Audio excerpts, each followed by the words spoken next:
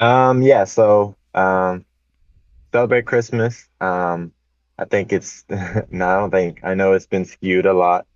And so the intention behind it is off. People have this question about, was it really in December? How the calendars work and how they're different.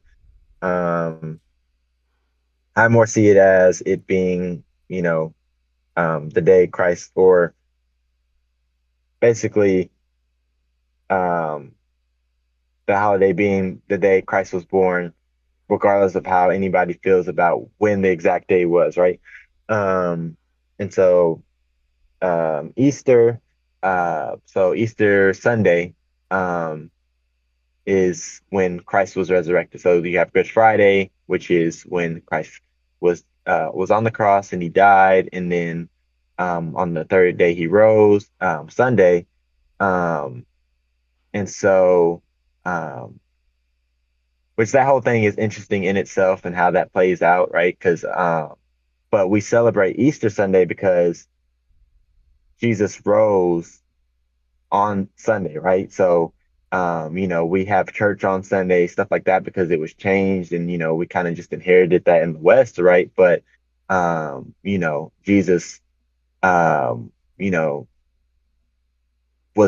and I think for me, I think it's more about so like when we do Easter Sunday, when we celebrate that because he was resurrected, right? And our whole belief is Jesus died on the cross to save us from our sins. He was resurrected on that day, Easter Sunday, and and it's so celebrated because of like that's what we believe in, right?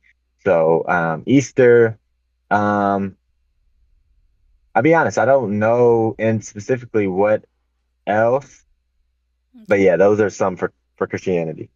And in terms of holidays we specifically celebrate as Muslims, we have two particular holidays, which is called Eid al-Fitr and Eid al-Adha. So the Eid al-Fitr is the holiday of breaking the fast. So we have the holy month of Ramadan. Ramadan. I don't want to be sounding like a white guy over here because I'm not gonna lie, I tend to do that a bit. So during the month of Ramadan, we fast for those around 27 to 28 days, where it's a complete dry fast from sundown or sunrise to sunset. We're not allowed to eat food or have sex, any of that stuff. So we're supposed to essentially step away from our desires. And it serves to allow us to not only get closer to God, but to understand the difficulty all those who are impoverished go through. Then we have Eid al Fitr, which is the holiday of breaking the fast. Then we have Eid al Adha, which is the greater Eid. So that's the Eid that represents the sacrifice of Ishmael by Abraham to God. I believe there's some other interpretations where they say it's Isaac that was sacrificed as well. So I'm going to add that nuance in there too. And essentially, we call it, or my family calls it, like Baqarah Eid. So it's essentially the Eid where you go and sacrifice a goat or a lamb, and then you distribute the food to the homeless, whoever's struggling. So my family usually does that in Pakistan to give it to the youths there. And in terms of holidays, we don't celebrate.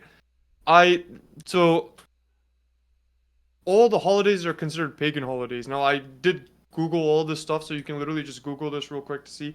So Halloween is a pagan holiday whose root is in the ancient Celtic festival of Samhain. I know even Easter originated as an ancient pagan celebration for the spring equinox. Christmas thought to have derived from Roman festivals celebrating the end of the harvest and the winter solstice. Birthdays, which was probably the craziest one, is an ancient Egyptian holiday marking when Egyptian pharaohs were crowned as gods.